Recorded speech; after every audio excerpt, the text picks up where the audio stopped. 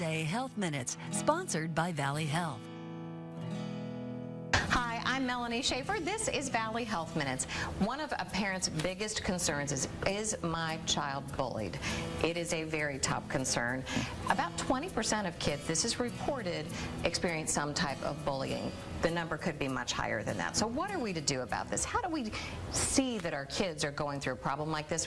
We're talking with Dr. Corey Booth about that today. He is a clinical psychologist and has all kinds of advice. So what are the things that indicate our child could be having a problem with bullying?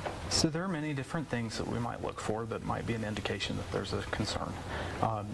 Sometimes you see that kids might appear more anxious, more depressed. They might be more likely to isolate themselves from both family and friends. Sometimes if we notice that they're talking about their friends less, right, that's something that we might want to be mindful of.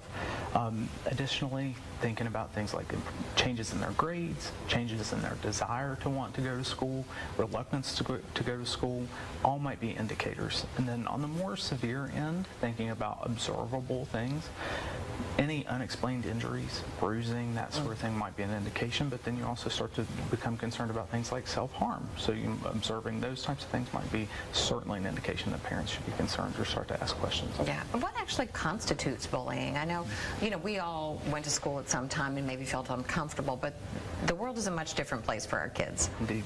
So we differentiate bullying from your typical teasing on a couple of different factors. We look at the power dynamic, and we look at harm, and we look at how often it's happening.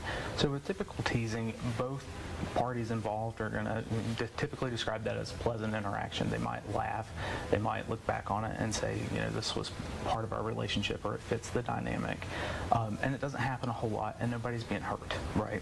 With bullying, there's a power difference. Whether that's real or perceived is very important to keep in mind. Then there's harm being caused. So the person that is being targeted is experiencing this as distressful, whether that's emotionally or physically.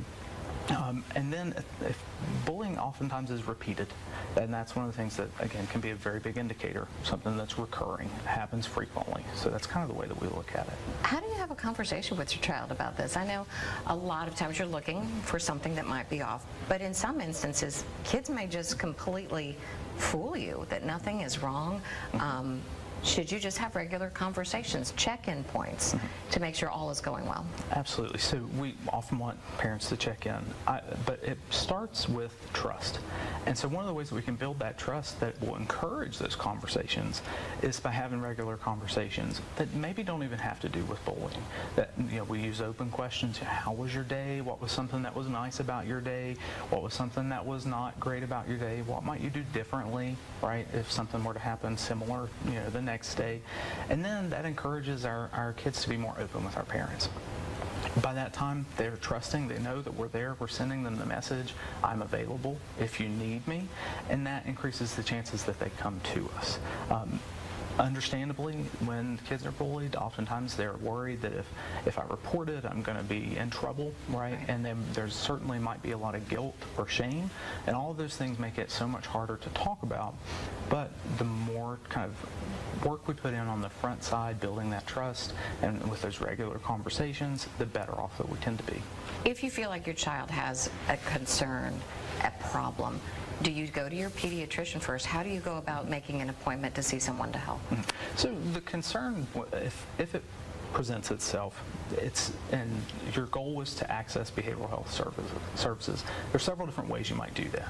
You might go to your pediatrician, you might schedule an appointment, and in that conversation you might ask to speak to a behavioral health provider, which most of the time we can provide that service in the form of what we call a warm handoff. And this is something where the pediatrician would bring one of us in and introduce us, and we might have a quick conversation about what's been going on, and then we're able to discuss a plan with both the child and the parent about how we might want to follow up.